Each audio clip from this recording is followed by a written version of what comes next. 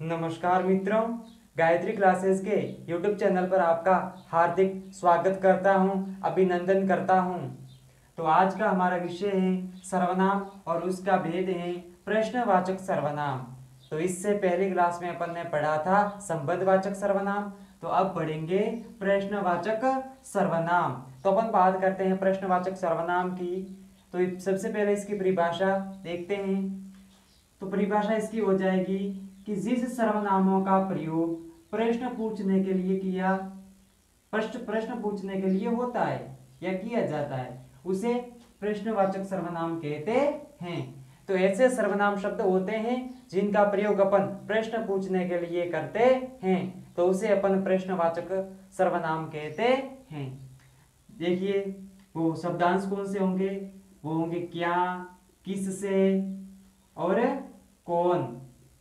ये जो शब्दांश हैं, कौन है, क्या है, किसको, क्यों, ये क्या, ये जो शब्दांश हैं ये प्रश्नवाचक सर्वनाम के अंतर्गत आते हैं। तो उदाहरण से अपन देखते हैं। देखिए इसका उदाहरण देखिए, वहां दरवाजे पर कौन खड़ा है।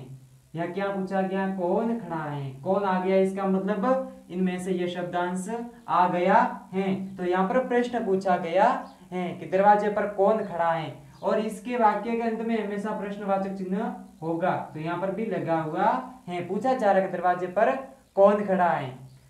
दूसरा उदाहरण देखिए, आज तुम्हें क्या चाहिए। आज तुम्हें क्या चाहिए, ये जो क्या आ गया है ये प्रश्नवाचक सर्वनाम का शब्दांश है, वो सर्वनाम है। तो ये क्या आ गया और इसके पीछे भी प्रश्नवाचक लगा हुआ है। तीसरे उदाहरण से भी समझते हैं। तीसरे उदाहरण में देखिए, कल तुम किससे बात कर रहे थे। ये जो आ गया है किससे, ये शब्दांश प्रश्न पूछने का काम कर रहा है, और यहाँ पर भी प्रश्नवाचक चिन्ह लगा हुआ है।